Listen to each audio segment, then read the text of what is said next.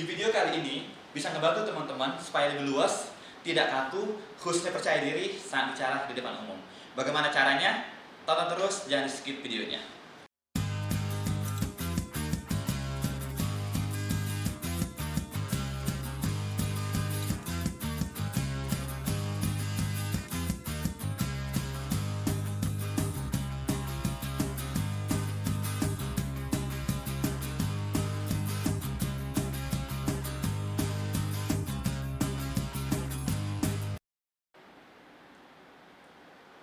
Oke, sebelum kita lanjut ke pembahasan tentang teknik-teknik berbicara di depan umum, buat teman-teman yang belum nonton part satunya tentang langkah-langkah dan juga first impression, tonton video sebelumnya ya, supaya nyambung untuk pembahasan berikut ini.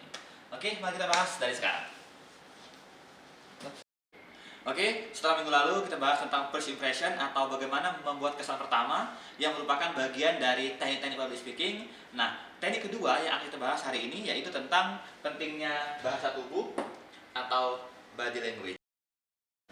Nah, di video sebelumnya saya pernah katakan bahwa terkadang orang itu interest dengan public speaking atau public speaker itu bukan karena apa yang dia sampaikan, bukan semata-mata karena materinya, tetapi bagaimana cara orang itu menyampaikan.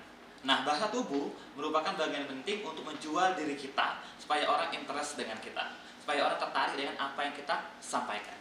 Oke, nah ada 3 hal yang perlu diperhatikan dalam body language. Yang pertama adalah ekspresi muka. Jadi penting kita memiliki ekspresi yang berbicara. Jadi bukan hanya mulut kita yang berbicara, tapi muka kita juga berbicara. Jadi orang benar-benar nyaman dengan cara kita menyampaikan. Yang kedua yaitu gerakan tangan. Jadi kalau teman-teman lihat cara saya bicara itu otomatis di-setting karena memang setiap kali saya menjadi presenter atau presentasi di kelas maupun jadi moderator ataupun menjadi pembicara seperti itu, saya selalu menggunakan gerakan tangan. Kenapa? Untuk menekankan bahwa kita itu sungguh-sungguh menyampaikan materi kita.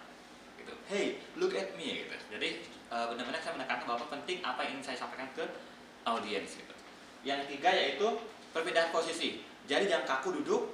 Kalau memang situasi itu menuntut kita untuk duduk terus, ada kalanya kita seperti ini. Kita menghadap ke kiri, menghadap ke kanan, atau kita berdiri sebentar, tidak masalah. Oke, supaya gerak kita itu menunjukkan bahwa kita tuh benar-benar serius untuk menyampaikan apa yang kita sampaikan. Seperti itu. Jadi ada 3 hal mengenai bahasa tubuh.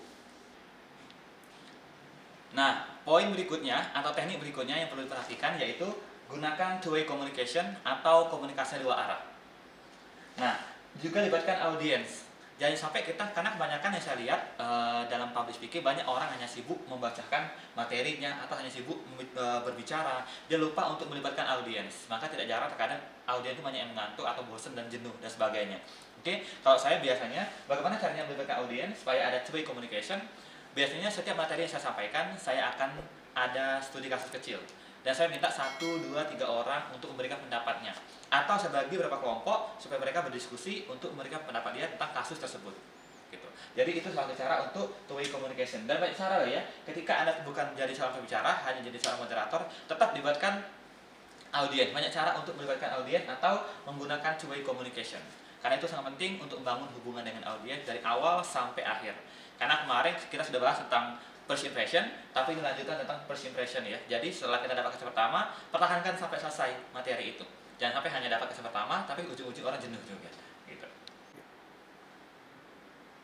Oke, nah poin terakhir di sana Anda menjadi pembicara atau berbicara depan umum, gunakan icebreaker atau games. Jadi kalau kemarin kita sudah bahas tentang icebreaker di first impression, ini beda lagi. Jadi kalau Anda menjadi pembicara, gunakan game-game kecil atau icebreaker kecil supaya orang itu tidak jenuh dengan, karena biasanya kalau kita menjadi pembicara kan banyak pembahasannya, itu gunakan icebreaker kecil atau games.